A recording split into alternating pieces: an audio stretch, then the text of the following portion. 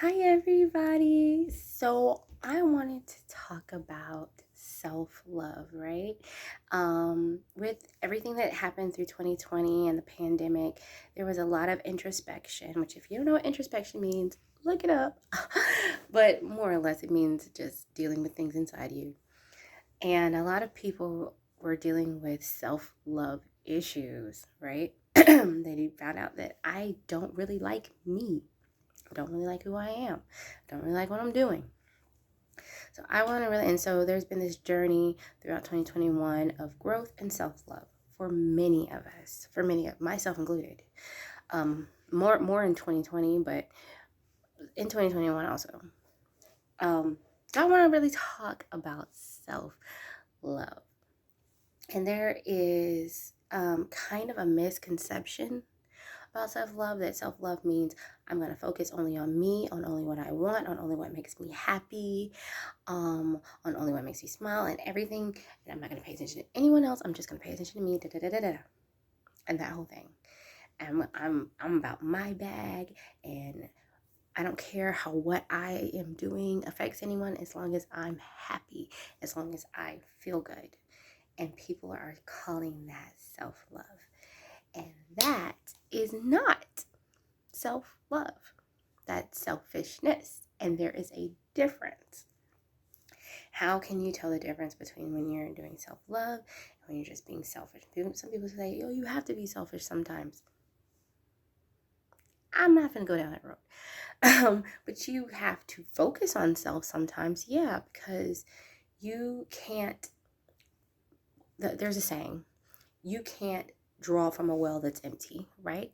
Okay. If there's nothing in you, what are you going to draw out of you? What are you going to have to give to anyone if you're empty? So yes, you do have to focus on yourself sometimes. I'm not necessarily going to say be selfish, but you do have to focus on yourself sometimes. I want to talk about self-love though. Let's talk about what you do in that time when you're focusing on yourself, when you're loving yourself. What does it even mean to love, right? If I'm loving on myself, does that mean like giving myself gifts? Does that mean buying myself things? Does that mean just saying nice things to myself all the time? What does it mean? I want to go straight to the source, right? God is the source of love. God is love. And God clearly defines love in the Bible. Now, everybody watching this may not necessarily believe in the Bible. That's fine. The truth does not need you to believe in it to be the truth. It exists throughout all time and outside of time and in eternity, okay? The truth is not Santa Claus. The truth is not Tinkerbell. It does not need you to believe in it for it to exist, for it to be what it is. Okay? This is a little tank. It doesn't need you to believe in it. If you don't, then you don't. You can just listen to it as words and go from there. Let your heart go from there. Let your mind clarify from there. But it is the word of God. Okay, so it's First Corinthians 13:4 is the love verse. You probably heard it. You may not have heard it with the whole address of First Corinthians and all that, but you probably heard it. I'm going to read it, even though I don't like to read the Bible on camera because everybody can read their Bible. I'm going to read it anyway because there's a point. Okay, so 1 Corinthians 13:4. Love is patient, love is kind, love does not envy, is not boastful, is not arrogant, is not rude, is not self-seeking, is not irritable, and does not keep a record of wrongs. Love finds no joy in unrighteousness, but rejoices in the truth. It bears all things, believes all things, hopes all things, endures all things. Love never ends. And that is going to take us all the way down to verse 8. So we're doing 4 through 8. Okay.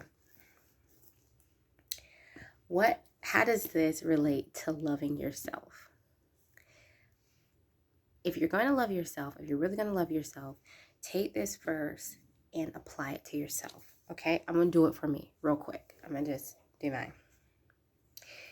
Satious is patient with herself. Is that true for you? If that's not true for you, you're not loving yourself. Okay. Satious is kind to herself. If that's not true for you, if you're putting yourself down, if you're like, oh, I never get things right, or I'm never going to be anything, or you're not patient with yourself. So you're not loving yourself. If you're saying, oh, I'm too fat, or I'm not pretty, or I'm dumb, you're not being kind to yourself. So you're not loving yourself, okay? And this is pretty self-explanatory. Love does not envy. Satious does not envy. Oh, I wish I was like I was back then. Back then I was better. Or I wish I was like my sister. Or I wish I was like this person. I don't have what they have. I can't do what they can do. Being envious. You're not loving yourself, okay? You're being envious of how you used to be, or what you used to have. I used to be so skinny. That's not loving yourself. Oh, I loved myself back then. You're not loving the self you are right now, so you're not loving yourself. Okay? Make sure we just keep moving. Satious is not boastful. Okay. Now this is where it gets to like the tricky part, because people are like, oh, you'll see posts like people are like, I know I'm beautiful, self-love. I see that in a different way when I see people post that. I see that you're looking for agreement, a confirmation, because you don't actually feel it in yourself. And it makes me sad when I see things like that, because a lot of times people won't say anything because they're like, oh, she didn't even say anything. She's confident. She knows she's beautiful. How is being boastful not loving yourself? Being boastful is not loving yourself because you will loudly proclaim things and insinuate that you are not in need, instead of saying, I need validation. I need help. I need understanding. Instead of saying your need loudly, you'll boast in the things that you think you have loudly. So you're keeping yourself from getting your needs met. That's not loving yourself. That's how being boastful is not loving yourself, okay? Is not proud. Similar but not the same, right? With the boastful. So if you are being prideful, you are hiding hurt. You are hiding misunderstanding. You are disconnecting yourself from others and possibly from growth.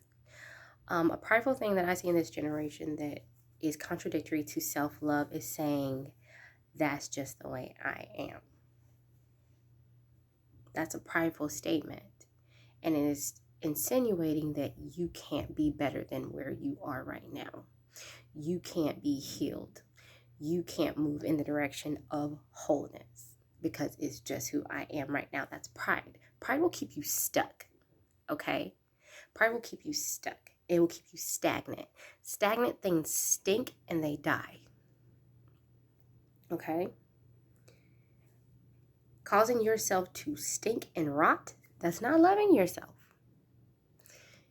Keeping yourself stuck in one place and not being able to move to the next level, that's not loving yourself. Being prideful is not loving yourself.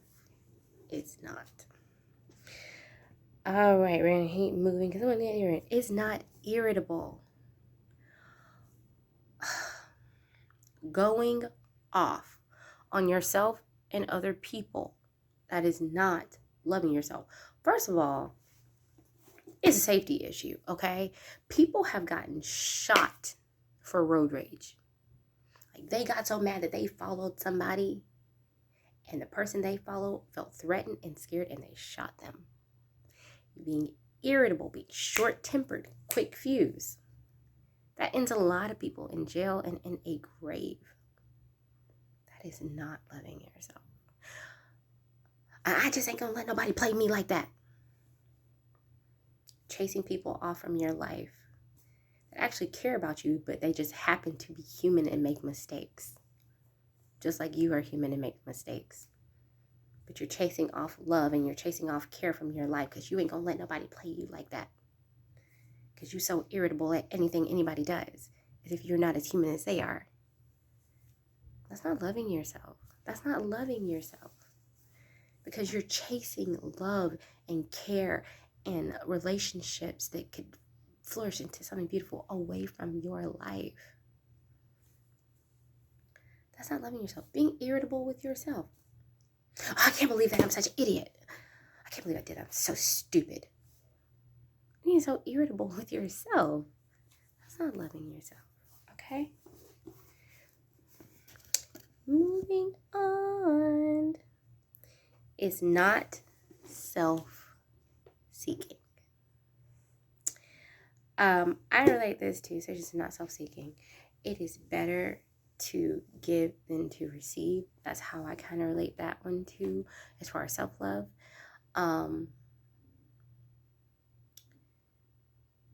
Selfish ambitions, when you do things that only benefit you, the good feeling of it lasts like that long. Yay, I got it. Now I want something else. Now I want more. Right? When I do for, and I'm speaking for me, when I do for others, that good feeling just keeps going and going. Like, it changes my whole day. If I woke up with a kind of attitude in the morning, and then God's like, hey, she needs gas. Hey, he needs this. Hey, go say something nice to her and watch her face light up. Hey, go say something nice to him and watch his posture, watch his back straighten up. That good feeling from that moment lasts me all day. It gives me a light and a brightness all day. Whereas if I go by myself, that coffee I really wanted, or that dress I really wanted, or the whatever I really wanted, that could feel, I feel good, but that could feel last like that long, and then I need something else. Okay, so being self-seeking, not really loving on yourself. Being rude and arrogant, I feel like we kind of covered those. We're talking about going off on people, the mouth, and the blah, blah, blah, and the negative things that come from that. That's not loving on yourself, because you're not bringing things you're holding off good things from your life, and you're not bringing good into your life. So not only are you rejecting things that could be good, you are also not making an effort to bring good into your life. Not loving on yourself. It keeps no records of wrong and finds no joy in unrighteousness. The cringy moments, right? We've all had cringy moments. Let it go. Okay, that is keeping a record of wrong. It is reminding yourself of every time you didn't get something right, you failed, you were embarrassed, you were humiliated, let it go. Let it go. It is harming yourself. It is harming your image of self. It is not loving yourself. Also, keeping records of things that other people have done to you. Let's get into this, because it's really big right now.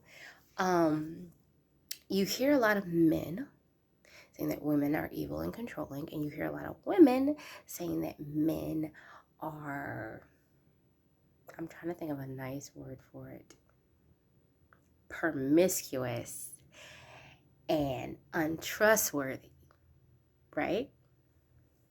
And what is the truth behind those statements is, I have dealt with a lot of people that are like this, and I won't let go in my mind of these things that I've experienced. So it's starting to make me feel like the only people always want to treat me bad or do wrong to me, but instead of me taking that internally and saying something bad about myself, I'm going to flip and say something bad about the whole of all those people. All men, all women. And the truth is, what I'm really feeling is that men only want to hurt me, only mistreat me, and there's something wrong with me. Women only mistreat me, only want to hurt me, and there's something wrong with me. But what I actually need to do is let go of those things and stop internalizing them at all. Let go of that record of wrongs, because it was actually just those people functioning out of their hurt and their trauma and the season that they were in their lives, and it had very little to nothing to do with me, and I need to let it go. And I need to love who I am enough to let it go and be who I am. Not try to flip it and say that it's all men, all women, and not hold it in and make it about me and there's something wrong with me and people mistreat me and poor me, woe is me. No, because neither one of those is loving on myself. Loving on myself is saying that got nothing to do with me because I'm wonderfully made. I'm going to let that go. I'm going to let it go. Loving on yourself. Okay, and here's the breakdown. It rejoices in truth. Okay? Be happy about the truth. Know the truth. Know the truth about you. Rejoice in the truth of you. You are fearfully and wonderfully made. You are a beautiful creation and a masterpiece, that every little intricate moment that was taken to your mother meeting your father and them falling in love and them choosing to have you, there was a lot of little details to get you here. That's the truth. Rejoice in that truth. You are valued enough. You are thought of enough. You are wonderfully made. Loving yourself. It bears all things, believes all things, hopes in all things, and endures all things. Your love for you can pull you through anything. You can do this. I can live through this thing and still be wonderful. I can endure this thing and still be wonderful. I can know that is loving yourself. I could have done this thing and I'm still a wonderful creation. And this was a bad thing, but I'm not a bad person. I made a bad decision. I made a bad turn. That's loving yourself. That is loving yourself. You can look this scripture up anywhere. You don't have to pull out a Bible. You can look it up as a love verse, or you can get the actual address. 1 Corinthians chapter 13, verse 4 through 8. Take a moment. Do some more introspection, readjust, and really, truly love yourself. Okay? Because you are so loved, and you were created in love, by love, to love. Be love, be light.